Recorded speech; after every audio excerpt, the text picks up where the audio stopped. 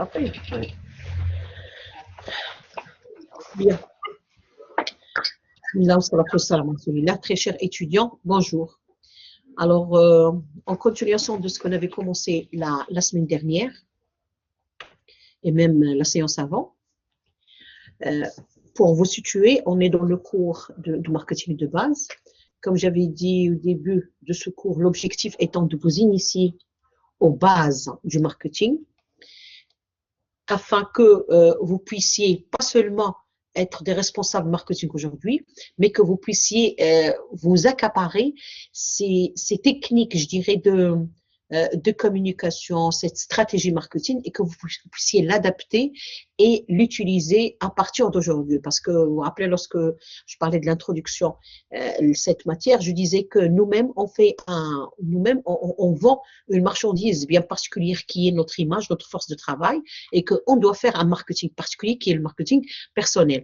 Donc, en suivant ce cours, n'ayez pas pour objectif seulement de voir comment répondre aux questions de le jour d'examen, mais plutôt comment essayer de pratiquer normalement les préceptes de ce cours dans votre vie de tous les jours. Alors, on a commencé par le premier chapitre sur l'introduction, que j'ai intitulé ce que c'est que le marketing. Et après, on avait dit que normalement, il y a plusieurs types de marketing, tellement le marketing s'est développé aujourd'hui qu'il touche tous les secteurs de l'économie, et pas seulement de l'économie, mais tous les secteurs de la vie. Et j'avais dit aussi que normalement, on a 3 niveaux de marketing. On a un marketing à moyen et long terme qui est le marketing stratégique. On a le marketing à court terme qui est le marketing opérationnel, et on a donc le marketing direct. On a 3 niveaux. Nous, notre objectif dans le cours, c'est essayer normalement de nous intéresser au marketing opérationnel, ce qu'on appelle communément le marketing mixte, les 4 P. Mais avant d'attaquer les 4 P, il est, d'après moi, très très important de nous intéresser à notre acteur, si vous voulez, principal, qui est le consommateur, pour essayer de voir quels sont les facteurs qui facilitent le passage du consommateur à l'acte d'achat. Parce que c'est ça le plus important. Moi, je vais vous donner un exemple que j'ai toujours donné à mes étudiants.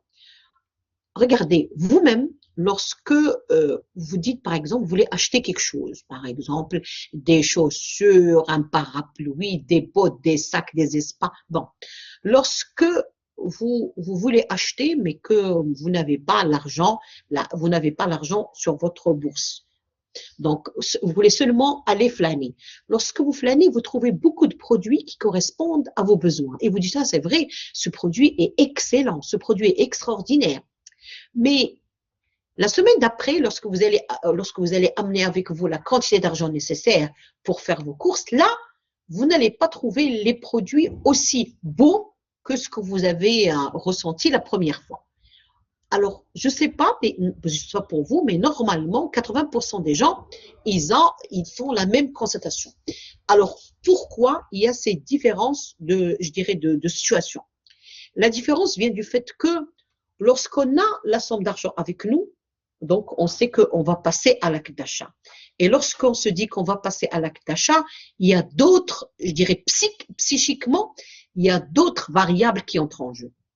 C'est pour ça qu'un responsable marketing, il doit pas seulement produire le bien qui correspond le plus aux attentes des consommateurs, mais il doit aussi réfléchir à comment faciliter le passage à l'acte d'achat ou l'appropriation du produit ou du service. Donc, c'est très, très important de s'intéresser initialement au consommateur final, à ses besoins, à ses attentes, et aussi comment le mettre à l'aise pour lui faciliter le passage à l'acte d'achat. D'ailleurs, c'est pour ça que, regardez, lorsque vous voulez, les jeunes, les boutiques des vêtements des jeunes, l'ambiance est différente que dans les boutiques, par exemple, normalement, de vente de pain. Pourquoi? Parce que le produit n'est pas le même. Et regardez, dans les boulangeries, par exemple, on a toujours l'odeur du parfum. Parfois, c'est une odeur, je dirais, naturelle, parce que chez le boulanger, là où on construit normalement, on fabrique du pain et des gâteaux, on a l'odeur. Mais parfois, parfois certains boulangers font des parfums spécifiques pour attirer l'attention des clients. Dans les boutiques des jeunes, par exemple, ou des seniors, des vêtements, l'ambiance n'est pas la même. Dans les boutiques des vêtements pour les jeunes, on a une ambiance festive, on a la musique des jeunes qui est normalement là, qui est à haut niveau, etc. Dans les vêtements par exemple pour les vêtements, je vais pas dire pour les seniors, mais pour une autre catégorie, les gens qui travaillent, là, c'est une autre ambiance, je dirais plus feutrée. Vous voyez, alors pourquoi? C'est parce que, comme j'avais dit, le client est différent, les attentes des clients est différentes, ce qui fait on étudie le client ou bien le consommateur pour voir qu'est-ce qu'il va le mettre le plus à l'aise, parce qu'un consommateur, lorsqu'il est à l'aise, il passe plus facilement à l'acte d'achat.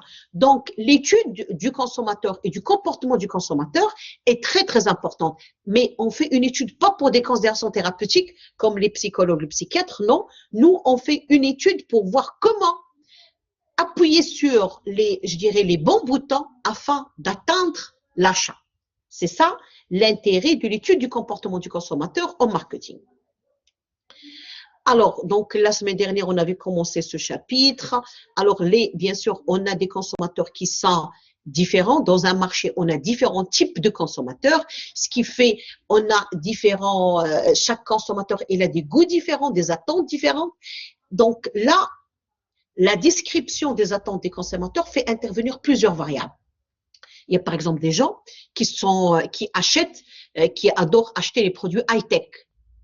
Il y a des gens qui adorent acheter les produits, je dirais, les moins chers. Il y a des personnes qui adorent acheter les produits qui protègent l'environnement.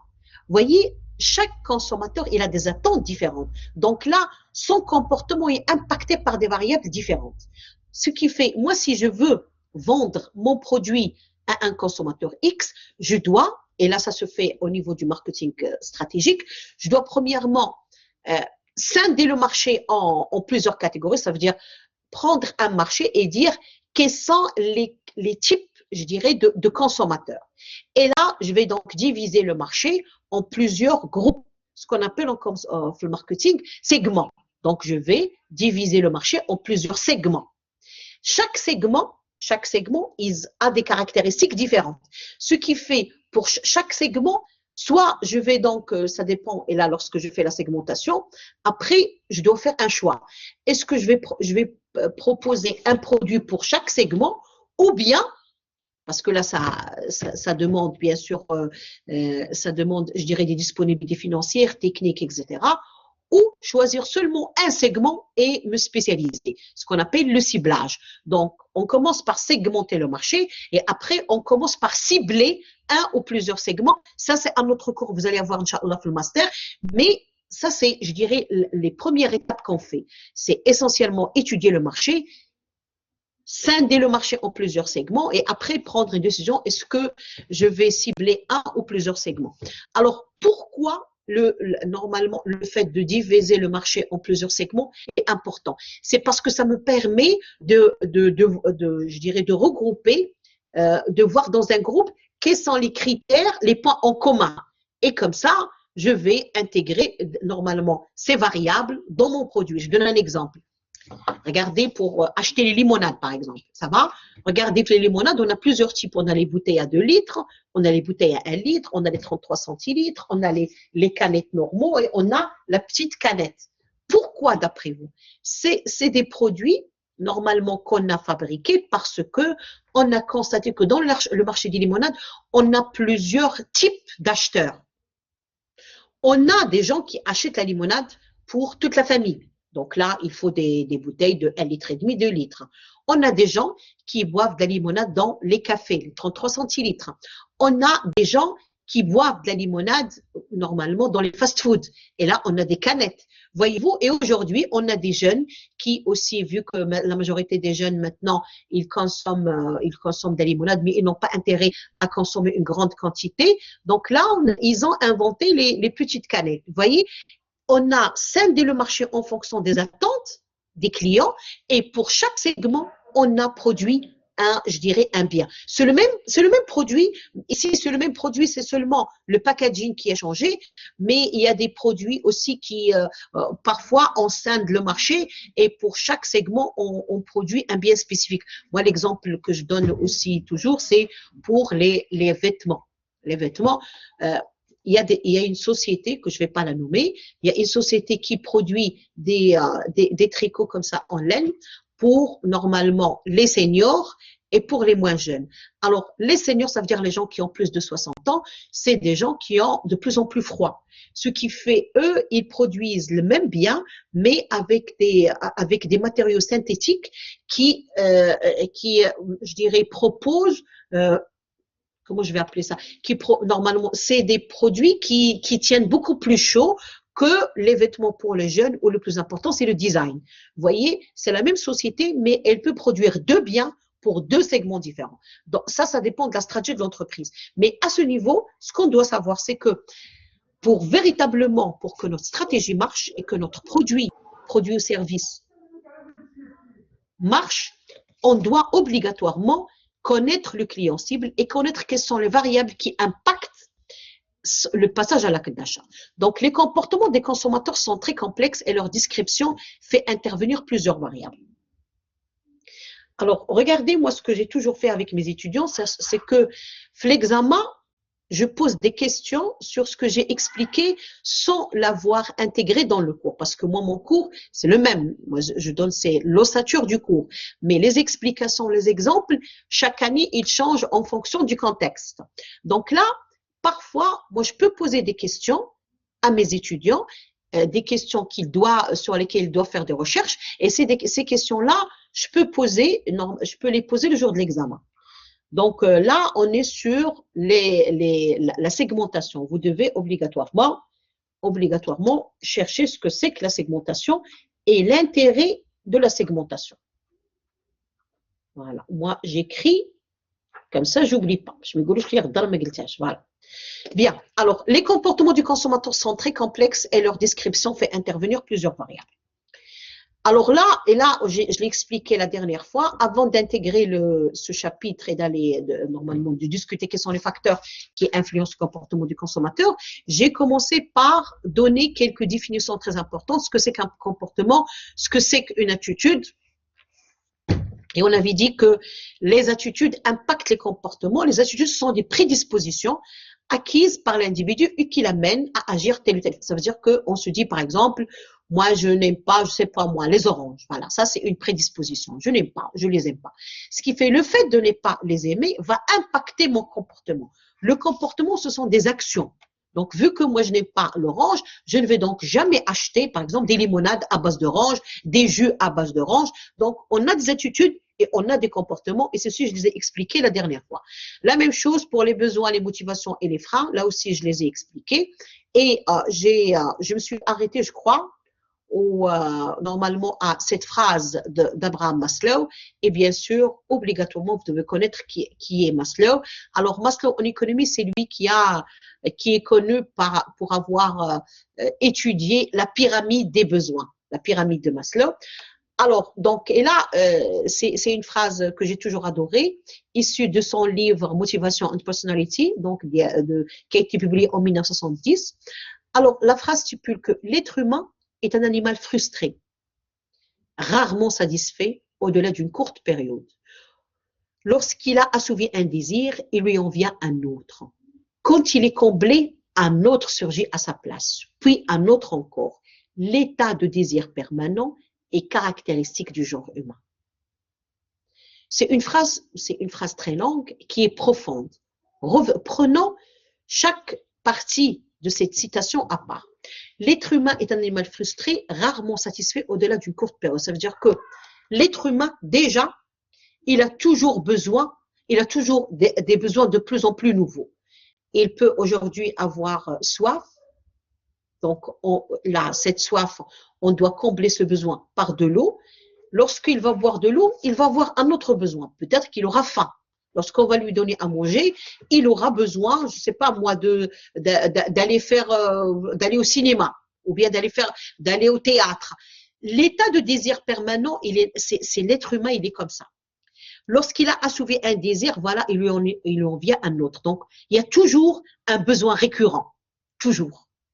Quand il est comblé, donc même s'il a un besoin et qu'on comble ce besoin, il y a un autre besoin qui va surgir à la place.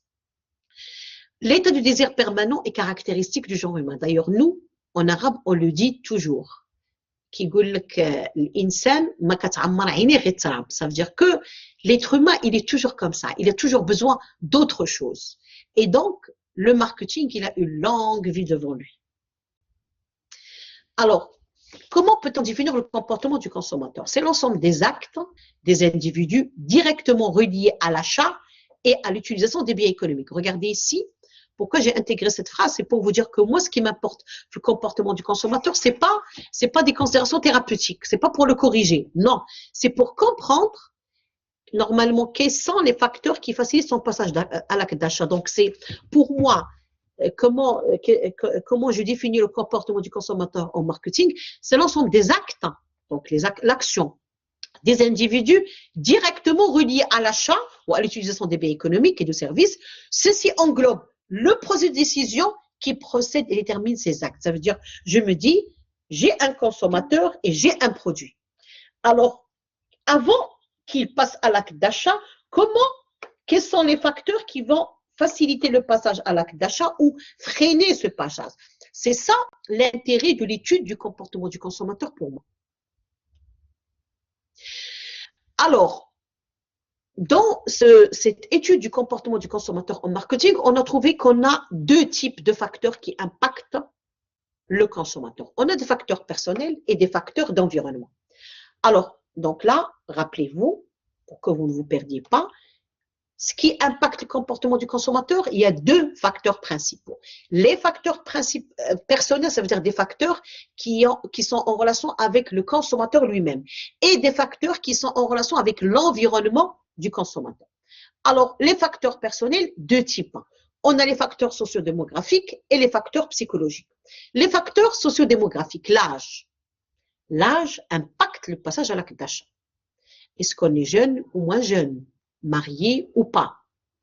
Là, ce qui est normal, notre âge impacte nos achats. Ce qu'on achète lorsque on était, parce que moi je parle de moi, nous les vieux, lorsque je suis jeune, je ne l'achète pas aujourd'hui. La façon aussi normalement d'acheter lorsque je suis jeune, lorsque j'étais jeune n'est pas la même qu'aujourd'hui. Donc maintenant, je réfléchis beaucoup plus. Lorsque j'étais, par exemple, moi je fais la comparaison entre moi et mes enfants. Mes enfants, lorsqu'ils veulent acheter des choses, ils font pas, normalement, ils donnent pas beaucoup d'importance, par exemple, quels sont les éléments qui entrent dans la fabrication du produit. Pour eux, le plus important, c'est le produit. Nous, lorsqu'on est plus mûr, je veux dire, pour ne pas dire plus âgé, on fait attention normalement, les facteurs, on fait attention aux composants. Pour voir est-ce qu'il y a des composants qui sont intéressants, est-ce qu'il y a des composants qui sont génétiquement modifiés, est-ce que ça va impacter ma santé. Vous voyez, donc moi je donne seulement l'exemple de la composition. Il y a aussi lorsque moi la différence entre moi et par exemple mes enfants, c'est que eux ils adorent le fast-food. Moi j'adore normalement une cuisine plus raffinée. Voyez-vous, ça c'est deux exemples. On a beaucoup d'exemples sur la différence, sur comment l'âge impacte le comportement du consommateur. Le revenu, ce qui est normal. Vous rappelez-vous, lorsque vous avez étudié le microéconomie, on avait étudié l'élasticité revenu, vous vous rappelez? Donc ici, on s'intéresse à comment le revenu impacte le comportement du consommateur. Ben oui, quelqu'un qui touche le SMIC, normalement, ne va pas acheter les mêmes produits qu'une personne qui touche le SMIC x 10. Donc le revenu impacte le comportement du consommateur. Le niveau d'instruction. Normalement, je dis toujours normalement parce qu'il y a toujours des exceptions. Et parfois les exceptions, ils sont plus importants que la règle. Le niveau d'instruction est important. Ça veut dire qu'une personne, je dirais, qui n'a pas des longues études, normalement, n'achète pas les mêmes produits que les personnes qui ont des études très longues. Par exemple, normalement, les gens, je dirais les professeurs, les étudiants comme vous, ils lisent beaucoup plus les journaux, ils lisent normalement sur leur téléphone mobile. Si on les consulte, on voit que ce sont des gens qui demandent de l'information. Ce sont donc des gens qui achètent essentiellement beaucoup plus les biens culturels. Donc, normalement, le niveau d'instruction impacte normalement, je dirais, notre comportement d'achat. Donc, ça, c'était les facteurs sociodémographiques. Les facteurs psychologiques. La personnalité impacte notre achat. Alors, c'est quoi une personnalité?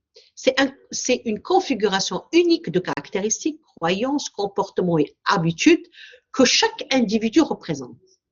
C'est ce qui nous différencie de façon permanente dans une réaction face à un événement donné. Moi, je donne un exemple. Parfois, une famille, on a 4 frères, mais leur personnalité est différente. Même s'ils sont issus d'une même famille, leur personnalité est différente et on le voit les achats. Même leurs achats vont être différents. Pourquoi? Parce que chacun a une personnalité particulière. Par exemple, l'aîné, c'est quelqu'un qui est le premier, il a toujours une responsabilité, je dirais, plus importante. Donc, normalement, sa personnalité est différente, par exemple, de celui qui est du jeune, qui normalement est toujours le plus gâté. Vous voyez, donc, la personnalité du consommateur impacte ses achats. De même par l'image de soi. Moi, j'ai toujours adoré ce facteur. L'image de soi. Comment peut-on définir l'image de soi? C'est la manière dont quelqu'un se perçoit lui-même, tant sur le plan physique que psychique. On distingue l'image de soi réelle de l'image de soi idéale. Alors, l'image de soi, c'est l'image qu'on a de nous-mêmes, qui, à 90%, n'est pas la réalité. Parce que soit on a une image qui est, je dirais, qui dépasse l'image réelle, soit une image qui est au-delà de l'image réelle. Et parfois, ce qui corrige l'image qu'on a de nous-mêmes, ce qui la corrige, c'est notre image chez les personnes qu'on connaît. C'est pour ça qu'avoir des amis véritables est très important, parce qu'ils vous corrigent. Normalement, vous avez une image de vous qui est là, et vous, soit vous la dépassez, soit vous la diminuez. Et là, on a des amis qui nous corrigent. Donc, si l'image qu'on a de nous-mêmes est corrigée de notre image chez les autres. Alors, l'image de soi, c'est un facteur qui impacte notre achat. Je vous donne un exemple. Pour acheter, par exemple, des chaussures, ça va? Acheter des chaussures, on peut avoir la même boutique plusieurs lieux. Mais il y a des gens qui se disent non, moi je ne peux pas acheter mon produit un quartier populaire. Il y a des gens, par exemple, moi je vais prendre l'exemple de Casablanca, ça va? À Casablanca, on a des malls, on a des lieux très connus pour faire les courses. Et il y a des gens, s'ils ne disent pas, s'ils n'achètent pas le mall ou le Ma'arif, pour eux, ça ne peut pas se faire. Même s'ils trouvent un produit intéressant, ils se disent non, moi, je ne peux pas, moi, l'image que j'ai de moi-même ne me permet pas d'aller à certains lieux pour acheter les biens. Et là, parfois, on se pose des questions, mais pourquoi? Il y a des gens qui disent qu'ils ne comprennent pas cette idée-là. Ils ne comprennent pas parce qu'eux, ils ont une perception différente. Mais l'image qu'on a de nous-mêmes impacte nos achats. Ce qui fait le producteur ou bien le responsable marketing doit tenir compte de ce facteur lorsqu'il va créer la stratégie marketing. Aussi, les motivations. Alors, comment peut-on définir ce que c'est que les motivations? Alors, on doit perdre de vue qu'un consommateur ne considère un achat que s'il est motivé à le faire. Ça veut dire que il fut un temps où on disait que les achats sont en relation des besoins. Ça veut dire que lorsqu'on a un besoin, on achète les marchandises. Et lorsqu'on n'a pas de besoin, on n'achète pas les marchandises. Ça, normalement, je dirais, c'est une idée qui était défendue essentiellement l'économie au début plus classique ou bien normalement chez Freud, etc. Aujourd'hui, on a constaté avec force qu'on n'achète pas seulement lorsqu'on a besoin d'un produit. C'est-à-dire que nos motivations ne se limitent pas aux besoins. Moi, je vous donne un exemple. Avec les téléphonies mobiles aujourd'hui. Pourquoi on achète un téléphone mobile. Normalement, c'est pour appeler et aussi pour être, normalement, pour que les gens puissent nous appeler. C'est vrai, il y a maintenant nos emails, etc. Donc là, lorsqu'on achète un téléphone, pour l'acheter, il nous faut seulement un produit qui a la caractéristique de recevoir des appels, de permettre de faire des appels, me permettre de me connecter parfois sur Internet pour trouver des informations, lire mes emails. Normalement, c'est ça. Mais regardez, nous, c'est pas ça ce qui nous motive. Regardez lorsqu'on achète un téléphone. Aujourd'hui, les gens achètent des téléphones une fois par an. Je crois, il y a des gens qui achètent une fois par 6 mois. Donc, ce qui nous motive, c'est pas seulement un produit qui répond à notre besoin, qui est appeler, être et recevoir les appels et normalement me connecter et lire mes emails. Non. Aujourd'hui, on achète des téléphones pour dire aux autres qu'on a un téléphone. Et chaque fois, on essaie, même si on a des très très bons téléphones, on essaie on essaie d'acheter des téléphones qui sont, je dirais, à la pointe de la mode. Je ne vais même pas dire la technologie, je vais dire la mode. Pourquoi je dis ça? C'est parce que regardez, moi, avec les jeunes, ils achètent aujourd'hui de plus en plus de téléphones avec de plus en plus de caméras. Aujourd'hui, on n'a pas besoin d'un seul caméra, il nous faut 2, 3, 4, et on va atteindre 4 et plus de caméras. Alors que nous, nos attentes en tant que, moi je dis, consommateur lambda, ce qu'il me faut, un téléphone qui me permet d'appeler et de recevoir les appels et de connecter, ou CLM. Et là, c'est un téléphone qui peut coûter 1000 dirhams ou bien même 2000 dirhams. Mais les gens, très peu de personnes achètent ce téléphone. Parce qu'ils ont besoin de téléphones de plus en plus puissants pour leur motivation. C'est pas répondre à un besoin, non. C'est dire aux autres qu'on a le dernier cri en termes de téléphone. Donc là, c'est un exemple type pour dire que les motivations ne sont pas toujours liées aux besoins et que nous, les responsables marketing doivent faire très, très attention aux motivations qui poussent le consommateur cible à acheter. Ces motivations ne sont pas nécessairement liées aux besoins. Il y a d'autres motivations qui sont très, très importantes. Donc, les motivations sont liées aux besoins, ils font l'objet d'une hiérarchie. Donc, ça, c'est la pyramide de Maslow. Selon Freud, les besoins se manifestent à différents niveaux de la conscience. Ils sont mal exprimés et non maîtrisés. Pour le marketing, il faut mettre en évidence les dimensions symboliques d'un produit. Voilà. Au-delà de ces aspects fonctionnels. Donc, ce qui nous importe, c'est pas seulement l'utilisation qu'on va faire du produit pour répondre à notre besoin, mais aussi l'image qu'on a de ce produit. Ça veut dire que le produit devient un symbole. Les attitudes. Alors, les attitudes constituent une variable qui résulte d'une synthèse entre les motivations, la personnalité et l'expérience. Elle résume les évaluations, les réactions émotionnelles et les prédispositions à agir vis-à-vis d'un objet. Donc, les attitudes, vous vous rappelez tout à l'heure, j'ai parlé des attitudes. C'est le fait de aimer ou ne pas aimer, détester, etc. Les attitudes impactent aussi le comportement du consommateur. Le style de vie aussi.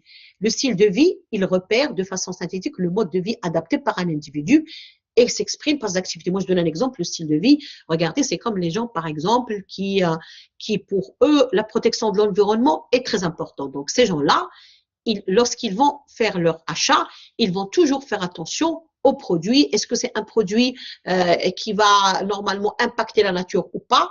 Vous voyez, c'est le style de vie impacte le comportement du consommateur. La perception est consiste en le processus par lequel un individu choisit, organise et interprète des éléments d'information externes pour construire une image cohérente du monde qui l'entoure. Alors, ça veut dire que chacun de nous perçoit le monde différemment. Tout à l'heure, je parlais des personnes qui s'intéressent à l'environnement. Il y a des gens qui s'intéressent, par exemple, au monde, je dirais, à tout ce qui est culturel, politique, etc. Et le fait qu'ils soient très sensibles à ces motivations impacte leur achat. L'implication, normalement l'implication, c'est un niveau de la perception. Ça veut dire que lorsqu'on perçoit notre environnement de façon très poussée, on est donc impliqué. Et lorsqu'on est impliqué, nos achats sont impactés. Les bénéfices recherchés, c'est que chaque type de client a des bénéfices recherchés différents. Il y a des gens, comme j'avais dit, par exemple, qui cherchent seulement le produit, je dirais, qui coûte le moins cher. Il y a d'autres personnes qui cherchent normalement les produits qui présentent les meilleures caractéristiques. Il y a des consommateurs qui adorent, par exemple, les produits qui protègent l'environnement. Il y a des consommateurs qui achètent les produits high-tech. Donc, les bénéfices recherchés, l'objectif normalement, le but recherché par l'achat diffère d'un consommateur à un autre. Et donc, le responsable marketing doit obligatoirement faire attention aux bénéfices recherchés parce que les bénéfices recherchés impactent le comportement d'achat. Donc, ça, c'était les facteurs personnels. On passe maintenant aux facteurs d'environnement. Alors, pour vous rappeler, on est dans le chapitre concernant l'étude du comportement du consommateur. On avait dit qu'on a deux facteurs importants qui impactent le comportement du consommateur. Les facteurs personnels et les facteurs d'environnement. On a étudié les facteurs personnels, maintenant on va parler des facteurs d'environnement. Ils sont de deux types aussi, les facteurs socio-culturels et les facteurs psychosociaux.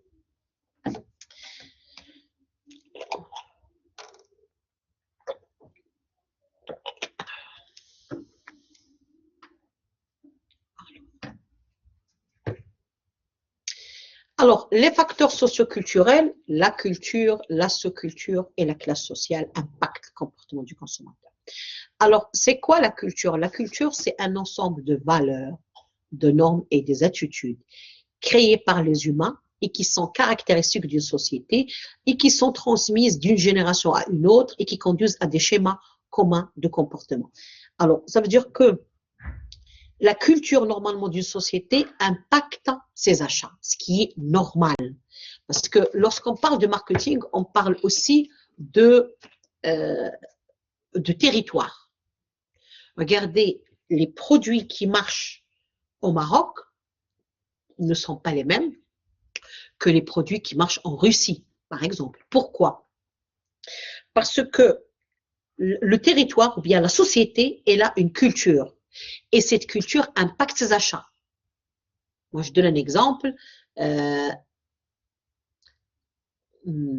Comment je vais l'expliquer? Alors, oui, voilà.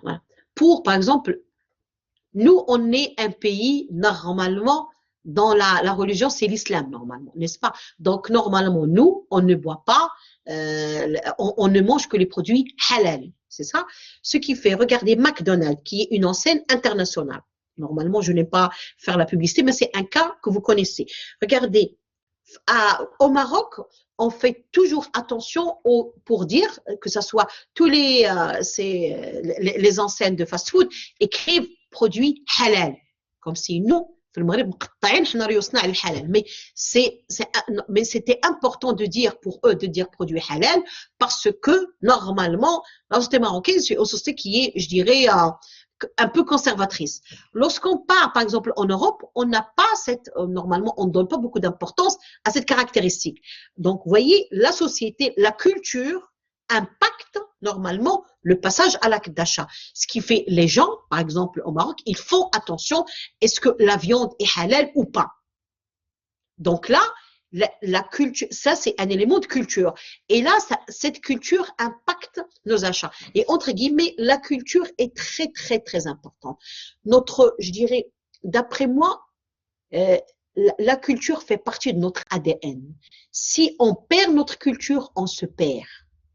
Et malheureusement, on est en train aujourd'hui de perdre la culture marocaine. D'ailleurs, aujourd'hui, j'ai entendu à la radio que hier, on a inscrit notre couscous comme patrimoine immatériel. Et ça, Flonesco, ça, c'est une reconnaissance de notre culture. Nous, par exemple, les pays de l'Afrique, on a une culture très riche et on doit être honoré que d'appartenir à ce continent. C'est vrai que regarder le monde et essayer de s'inspirer des expériences qui marchent est une très, très bonne chose, mais sans jamais oublier qui nous sommes et d'où on vient. Et appartenir à ce continent, c'est un honneur. Le continent africain, c'est un des continents qui a la culture la plus riche. Et on a intérêt à donner beaucoup d'importance à notre culture parce que notre culture, c'est nous-mêmes. Donc, la culture impacte le comportement d'achat. Il y a aussi ce qu'on appelle la sous-culture. C'est que ça veut dire que lorsque j'ai parlé d'une société, une culture d'une société, on a, par exemple, si je parle du Maroc, on a, par exemple, on a le nord, le sud, le centre. Vous voyez, rien que les noms, rien que d'ailleurs, au Maroc, on n'a rien que la langue. La langue parlée, c'est toujours l'arabe ou bien même le berbère. Si on prend le berbère, on a différents types de berbères, que ce soit le sud ou bien le centre, le nord. On a trois types donc de langues différentes. Eh bien, même l'arabe, regardez, l'arabe dialecte, notre arabe dialecte, au nord n'est pas le même qu'au centre. Pourquoi? Parce que normalement, c'est un sous-groupement de personnes qui ont, je dirais, qui ont des liens entre eux et qui impactent leur comportement d'achat. Donc, on peut identifier des sous-cultures et des sous-groupes culturels. Ces derniers se différencient selon la nationalité, la religion, la région, l'appartenance ethnique et l'âge. Donc, même, c'est-à-dire, on prend un pays, un continent, un pays ou bien même une région et on a des caractéristiques plus spécifiques. Et donc, si on veut, nous, que notre produit marche, on doit faire attention à ce qu'on appelle géomarketing. Ça veut dire l'interaction entre le marketing et la géographie. Les classes sociales. Alors, comment peut-on définir les classes sociales? Ce sont l'ensemble des personnes qui partagent des valeurs communes, des centres d'intérêt proches et qui se reflètent sur le style de vie et sur le comportement d'achat. Donc, appartenir, vous savez qu'on a différentes classes sociales et appartenir à une classe sociale ou à une autre impacte nécessairement notre achat. Si on appartient à la classe aisée, nos achats ou bien les facteurs qui impactent notre comportement d'achat diffèrent que si on appartient à la classe normalement des plus défavorisés. Alors, on a aussi donc les facteurs psychosociaux, les groupes sociaux, la famille et le statut au sein des groupes. Aussi, les groupes sociaux, les groupes sociaux aussi impactent nos achats. Alors, les groupes sociaux, c'est quoi? C'est un groupement de personnes qui ont un lien entre eux. Donc, les groupes sociaux, ils conditionnent nos comportements par la production de normes et de valeurs. On distingue les groupes primaires, par exemple les relations de travail, les amis. Et regardez, lorsqu'on est entre amis, on achète à peu près la même chose. On est donc influencé, on s'influence les uns les autres. De même, là, normalement, le fait d'appartenir à des associations, à des syndicats, aussi impacte le comportement de nos achats. La famille obligatoirement. Obligatoirement, nous, on perpétue certaines traditions sans le savoir.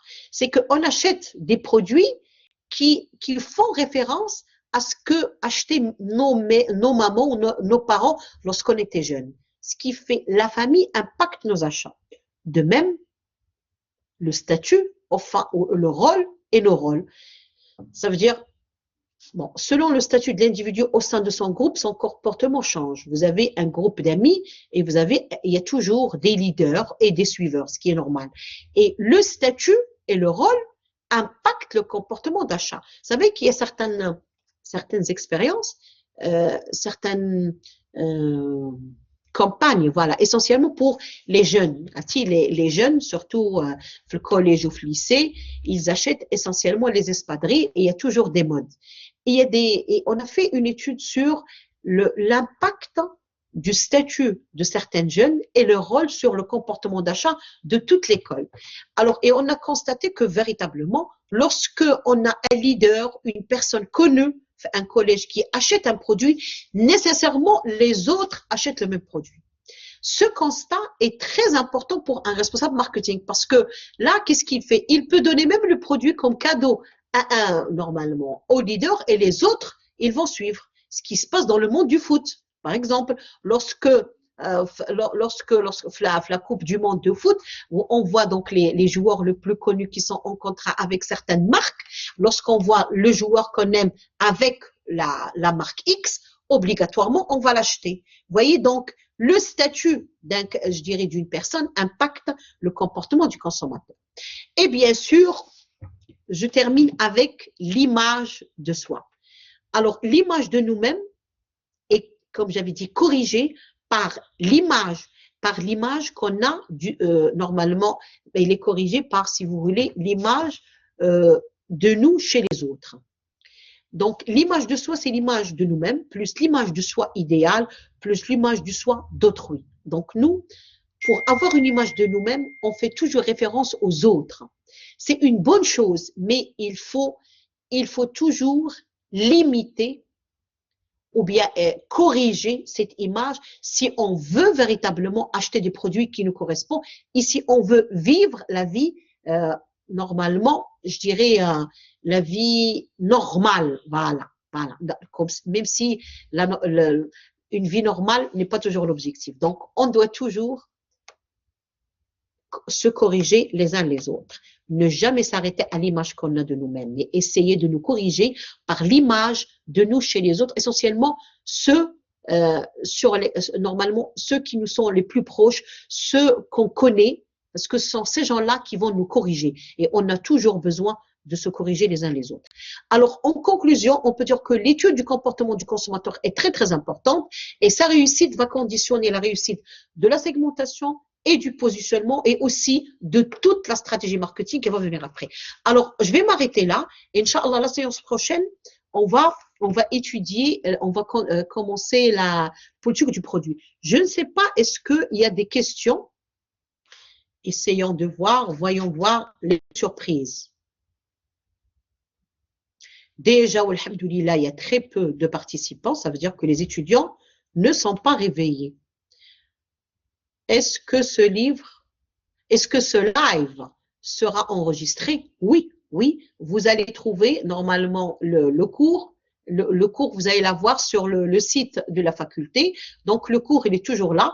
Moi, normalement, j'ai essayé de faire cette expérience de live pour recevoir vos remarques et vos questions et vos interactions. Malheureusement, c'est pas encore le cas. J'espère que ça va se faire, Inch'Allah, les séances à venir. Je vous remercie et on se retrouve, Inch'Allah, la semaine prochaine.